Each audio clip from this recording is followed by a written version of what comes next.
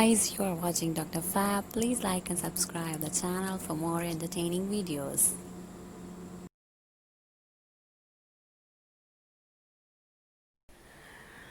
Assalamu alaikum, welcome to the world of Dr. Fab. Dr. Amna Iqbal is here, and today we will start a new topic of community medicine, which is nutrition. So, nutrition, first of all, we will have its definition.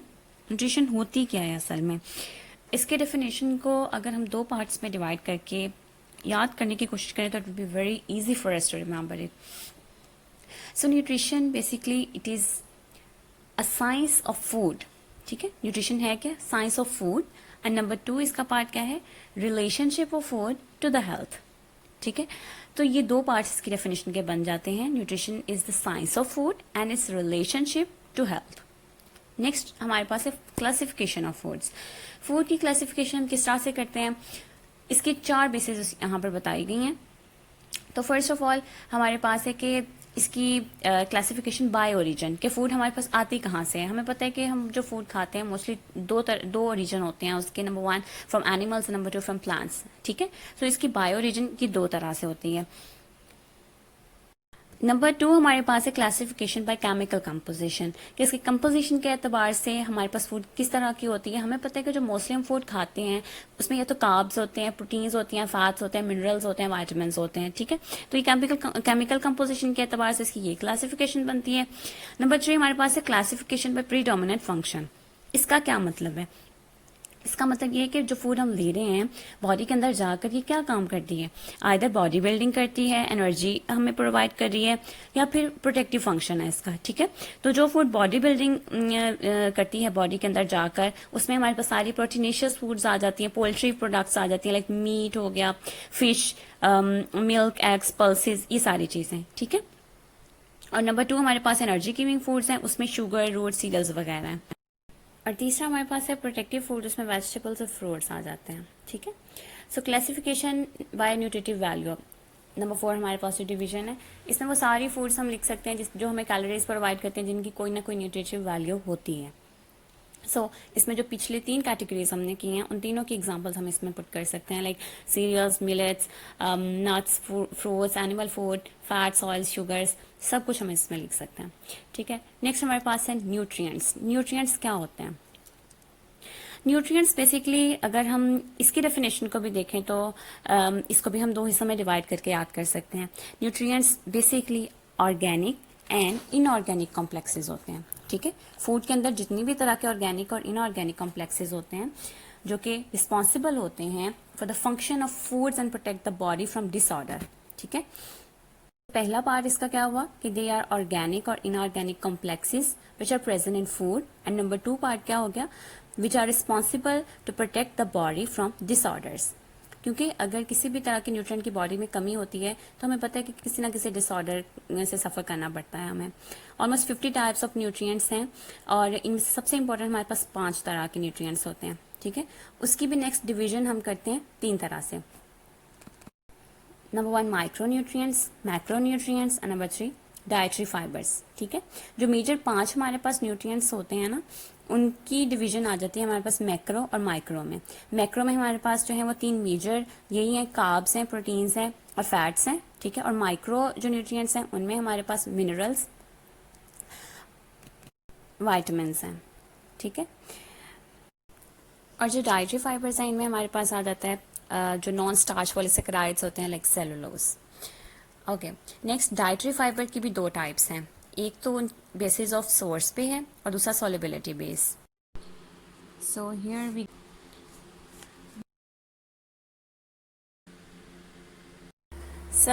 Next हमारे पास कुछ terms हैं जिनको हम explain करेंगे. सबसे पहले हमारे पास है किलो कैलोरी और फूड कैलोरी. ठीक है, नाम से ही इसके हमें एस्टिमेट हम लगा सकते हैं कि this is the unit of heat. ठीक है, किलो कैलोरी.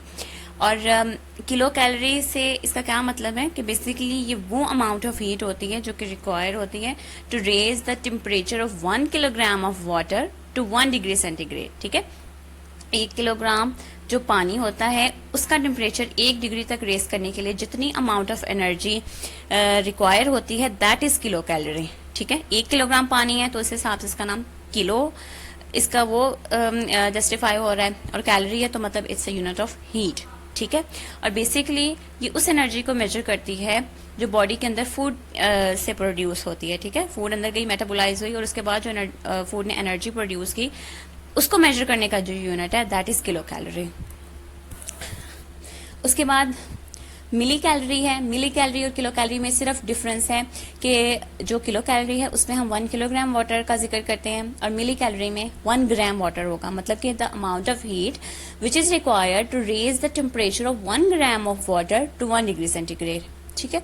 और फ्यूल वैल्यू का मतलब क्या है कि बेसिकली इसमें टोटल नंबर ऑफ कैलोरीज आपने मतलब कि मेन वर्ड याद रखना है कि वो total number of calories which are derived from 1 gram of any food और न्यूट्रिएंट। हमने कोई फूड ली, वो हमने खा ली, उसके बाद उसके 1 ग्राम से जितने कैलोरीज प्रोड्यूस हुए हैं उनका total number is equal to fuel value, ठीक है।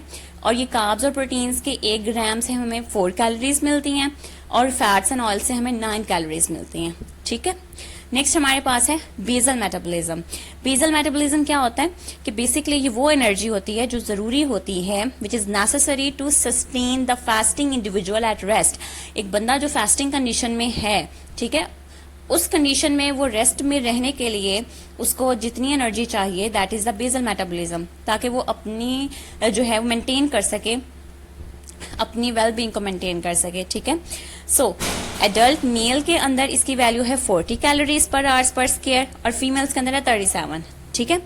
और इसको जो इसका फॉर्मूला इसका क्या है BMR फाइंड करने का, is equal to basal metabolism according to the condition होगा, मेल होगा तो 40 एंड फीमेल होगा तो 37 होगा, इनटू सरफेस एरिया जो हमें डाटा में सिनेरियो में वो प्रोवाइड करेंगे, एंड इनटू आवर्स भी वो हमें बताएंगे कि आपने पर आवर के अकॉर्डिंग फाइंड करना है और 24 आवर्स के अकॉर्डिंग करना है। सो ये 3 चीजें आपने मल्टीप्लाई आपस में करके it would be equal to BMR, ठीक है। नेक्स्ट हमारे पास है कैलोरिक रिक्वायरमेंट्स। ऑन एवरेज अगर हम देखें तो मेल्स में 2600 किलो कैलोरीज चाहिए होती हैं, ठीक है, ऑन एवरेज। फीमेल्स में ऑन एवरेज 2100 किलो कैलोरीज हैं, ठीक है। इन्फेंट्स में 110 किलो कैलोरीज हैं, ऑन एवरेज बात है, ठीक है। नेक्स्ट हमारे पास है फैक्टर्स अफेक्टिंग न्यूट्रिशनल नीड्स, मतलब कि न्यूट्रिशनल नीड को कौन कौन से फैक्टर्स अफेक्ट करते हैं। Nutritional need according to the factor किसकी ज्यादा है किसकी कम है। सबसे पहले एज है। एज का हमें पता है कि जो यंगर एज होती है उसमें हमें ज्यादा कैलोरीज चाहिए होती हैं as compare to older age. Sex में मेल्स को ज्यादा कैलोरीज चाहिए होती हैं as compare to female. Physical activity में जो लेबरर होते हैं उनको ज्यादा चाहिए होती है, ठीक है। फिजियोलॉजिकल फैक्टर क्या है कि फीमेल्स लाइक उनकी प्रेगनेंसी या लैक्टेशन में उनको आयरन डिफिशियंसी हो जाती है तो उस केस में उनको आयरन चाहिए होता है। क्लाइमेट, जो कोल्ड क्लाइमेट होता है उसमें हमें ज्यादा एनर्जी चाहिए होती है। स्टेट ऑफ हेल्थ, लाइक जब हम बिल्कुल ठीक हैं या हम जो है वो अपना नॉर्मल काम कर रहे हैं रोजमर्रा रूटीन का, तो अभी हमें एनर्जी चाहिए होती है। Okay guys, next we will discuss macronutrients. Macronutrients में हमें पता है 3 मेजर हमारे पास चीजें थी, कार्बोहाइड्रेट्स, प्रोटीन्स एंड फैट्स और ऑयल्स, ठीक है। सो इन तीनों में से जो इम्पोर्टेंट चीजें हैं वो टेबुलेटेड फॉर्म में दिखाई गई हैं यहाँ पर। तो ये बेसिकली याद करने वाली चीज़ें हैं कि कार्ब्स की, प्रोटीन्स की, फैट्स की जो डेली रिक्वायरमेंट, उनकी कैलोरिक वैल्यू और एनर्जी इनटेक की कितना होना चाहिए। इसमें हमारे पास हम देख सकते हैं कि टेबुलेटेड फॉर्म के अंदर हमारे पास इन सब की वैल्यूज़ मौजूद हैं, ठीक है। कार्ब्स जो हैं, सबसे पहले कार्ब्स का आपने याद करना है कि 50 to 70% इनका डेली इनटेक होना चाहिए। हम जो एनर्जी इनटेक हमारा होता है 50 to 70% it must be consisted of carbs, ठीक है। और डेली रिक्वायरमेंट कितनी है, 300 mg पर डे। और जो कैलोरिक वैल्यू इसकी हमारे पास है दैट इज़ 4 किलो कैलोरी पर ग्राम, मतलब कि 1 ग्राम कार्ब जो होता है वो हमें 4 कैलोरी एनर्जी देता है, ठीक है। अच्छा, नेक्स्ट हमारे पास है proteins daily intake, energy intake इसका इट मस्ट बी 10%। और जो डेली रिक्वायरमेंट इसकी हमारे पास है 50 to 60 ग्राम पर डे, मतलब ये इतना हमें लेना चाहिए। और जो कैलोरिक वैल्यू है इसकी भी 4 किलो कैलोरी पर ग्राम है। उसके बाद हमारे पास नेक्स्ट है फैट्स एंड ऑयल्स, ठीक है। फैट्स एंड ऑयल्स भी 10 to 30% जो है इनकी एनर्जी इनटेक है, और इनका जो डेली रिक्वायरमेंट, मतलब जितना हमारी डाइट में शामिल होना चाहिए पर डे के हिसाब से, इट इज़ 90 to 130 mg। और इसका जो कैलोरिक वैल्यू है दैट इज़ 9 किलो कैलोरी पर ग्राम।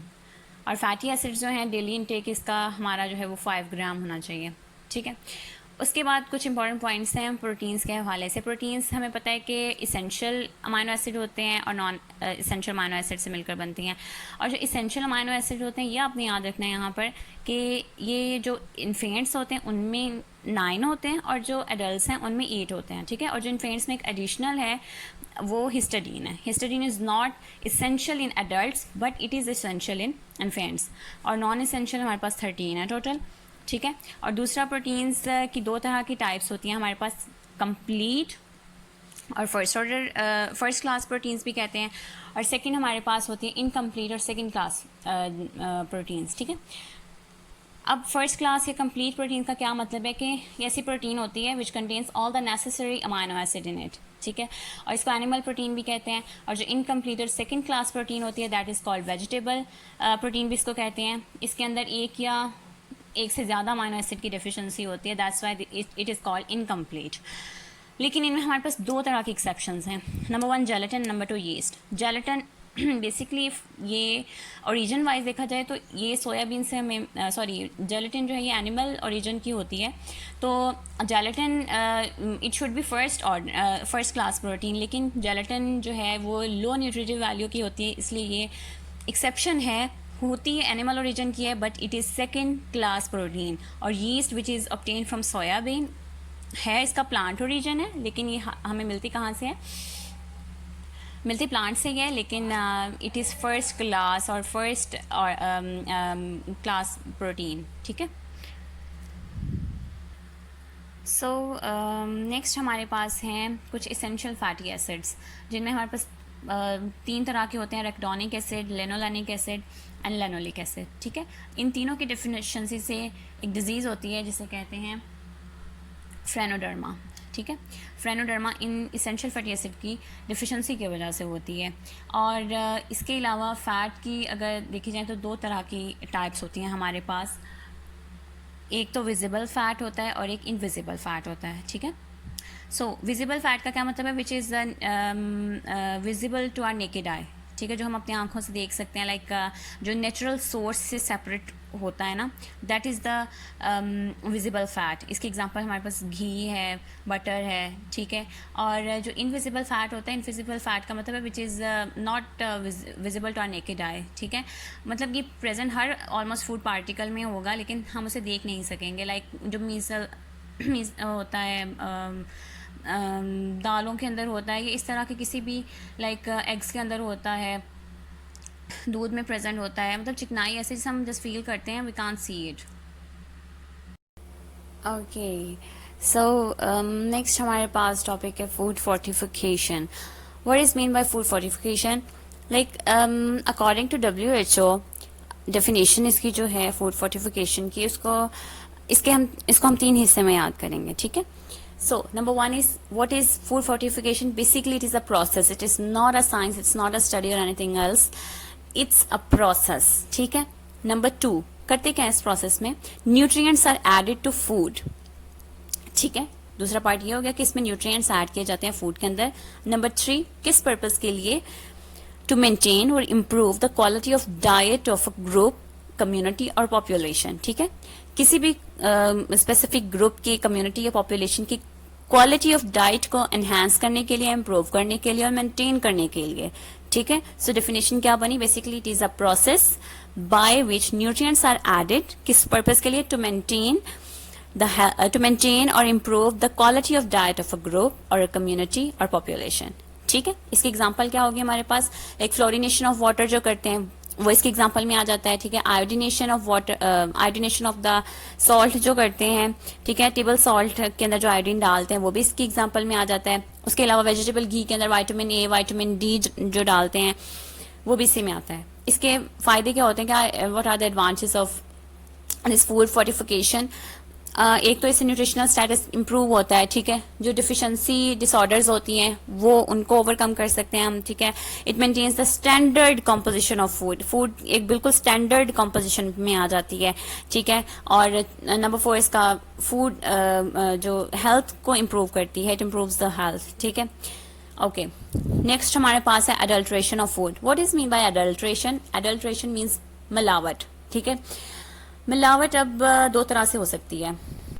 दो तरह से इस तरह की, मतलब फॉर गुड पर्पज हो सकती है, फॉर बैड पर्पज भी हो सकती है. For good purpose mean fortification is example of good purpose. ठीक है, गुड अडल्ट्रेशन, कि इसमें हम फूड के अंदर मिलावट कर रहे हैं लेकिन अच्छे मकसद के लिए कर रहे हैं, न्यूट्रिएंट्स जो डाल रहे हैं to improve the health, to improve the nutritional status हम डाल रहे हैं. ठीक है, but what is the bad purpose of adulteration, जिसमें मिलावट हम करते हैं मतलब जो नफा कमाने के लिए, इस तरह की चीज़ों के लिए करते हैं. लाइक दूध के अंदर मिलावट जो होती है, it is not a good adulteration. ठीक है, उसके अलावा जो खाने वाला घी होता है, वेजिटेबल ऑयल होता है, उसके अंदर मोटर ऑयल की mixing, this is also an example of adulteration. ठीक है, सो इसके डिफरेंट प्रोसेसेस होते हैं. मिक्सिंग के थ्रू भी कर सकते हैं, किसी चीज़ को ऐड करके, लाइक सब्सटीट्यूशन के थ्रू कर सकते हैं, या फिर एब्स्ट्रैक्शन, किसी चीज़ को निकाल, जो अच्छी चीज़ अगर फूड में प्रेजेंट थी उसको एक्सट्रैक्ट कर दिया. ठीक है, या फिर उसकी जो क्वालिटी थी उसको कंसील कर दिया बाय कंसीलिंग द क्वालिटी.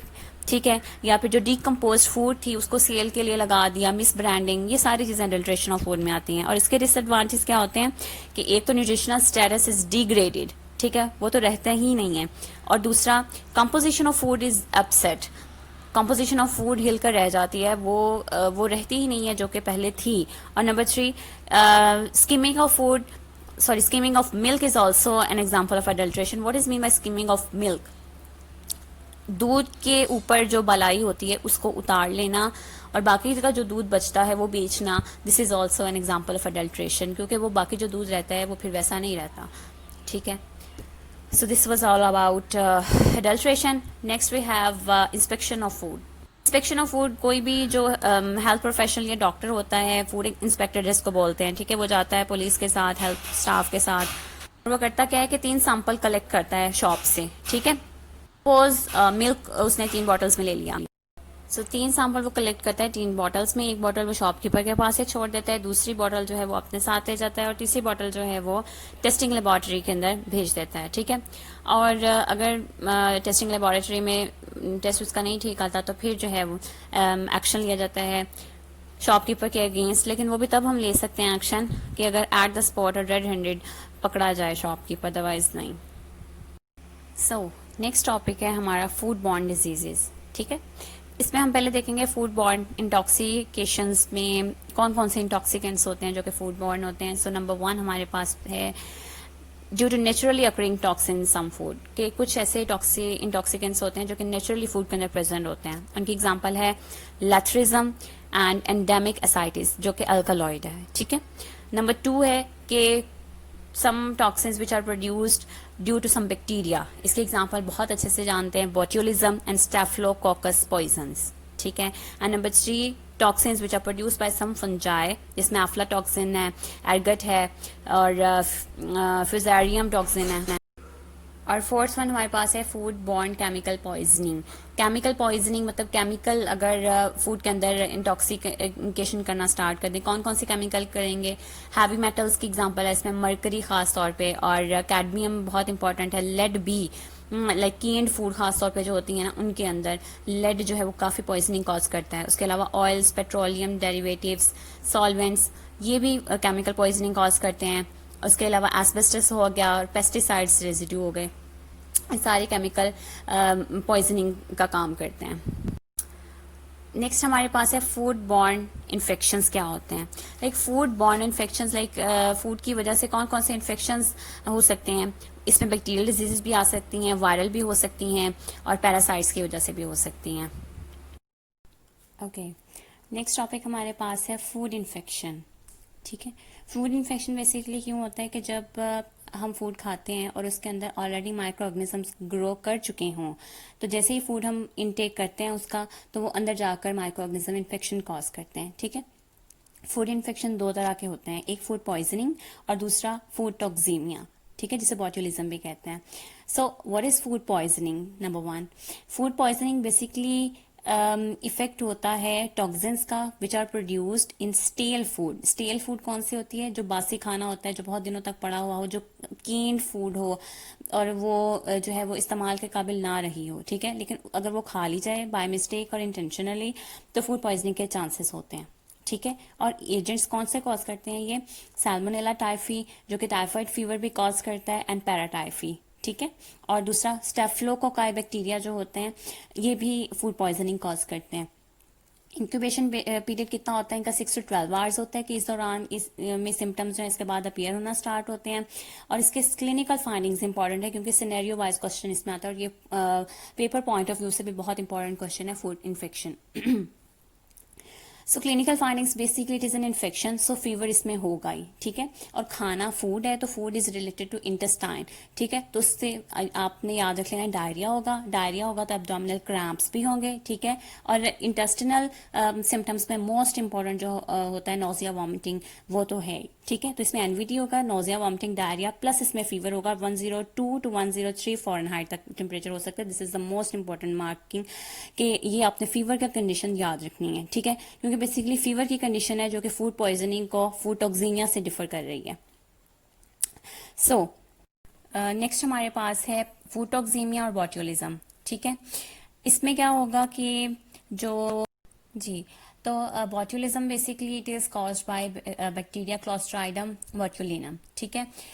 इसका मैकेनिज्म ऑफ एक्शन क्या होता है कि ये ब्रेन में जो मायोन्यूरल जंक्शन होता है उस लेवल पर जाकर ये अटैक करता है, ठीक है। और ACH को ब्लॉक कर देता है। So when ACH is not available, basically ACH an excitatory neurotransmitter, right. So जब वो ब्लॉक हो जाएगा तो it leads to descending paralysis, ठीक है। CNS सिम्टम्स आते हैं इसमें और डिसेंडिंग पैरालिसिस होता है, ये बात याद रखनी है, इंपॉर्टेंट है। सोर्सेज क्या होते हैं इसके? सोर्सेज भी सेम, लाइक केन्ड फूड होगी, स्मोक्ड फिश खास तौर पे, ठीक है, कंटेमिनेटेड वेजिटेबल्स और मीट। एंड सेकेंड बात कि इसका इंक्यूबेशन पीरियड कितना होता है? हमारे पास 4 से 5 घंटे होता है। इसका इंक्यूबेशन पीरियड कम है as compare to food poisoning, ठीक है। सो क्लिनिकल फाइंडिंग्स इसमें क्या होंगी? ये सबसे इंपॉर्टेंट बात, पहली बात आपने याद रखनी है, there is no fever in botulism, right. No fever and respiratory muscle इसमें फेलियर है, इसमें डिस्फेजिया है, डिप्लोपिया है, वीकनेस है, डिसेंडिंग पैरालिसिस है, वही सारे सिम्टम्स जो कि ACH के ब्लॉक होने की वजह से आते हैं, ठीक है। सो इसका मोर्टेलिटी रेट 100% होता है, बहुत बहुत बहुत डेंजरस है ये, ठीक है। ट्रीटमेंट इसका क्या करेंगे? ऑब्वियसली अगर टॉक्सिन है तो उसका एंटीटॉक्सिन हम देंगे which is trivalent, ABE antitoxin देंगे इसमें, ठीक है। और रेस्पिरेटरी सपोर्ट देंगे क्योंकि ऊपर हमने देखा क्लिनिकल फाइंडिंग्स में क्या रहा था, रेस्पिरेटरी मसल फेलियर था, तो उसको ठीक करने के लिए रेस्पिरेटरी सपोर्ट देंगे, राइट। सो प्रिवेंशन क्या है? प्रिवेंशन सेम है, खुद से भी हम लिख सकते हैं, लाइक आपने एडिक्वेट कुकिंग ऑफ फूड करना है, ठीक है। प्रॉपर स्टेरिलाइजेशन, अगर केन फूड यूज कर रहे हैं तो प्रॉपर स्टेरिलाइज्ड हो वो, ठीक है। और swollen cans must be discarded, अगर आप कोई केन फूड खा रहे हैं दैट इज स्वॉलन केन तो फिर आप वो ना खाएं, ठीक है।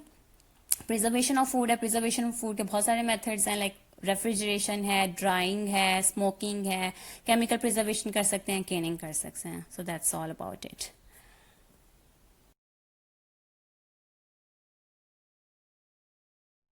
Thanks for watching the video and don't forget to like and subscribe the channel. Keep watching Dr. Fab for more amazing videos.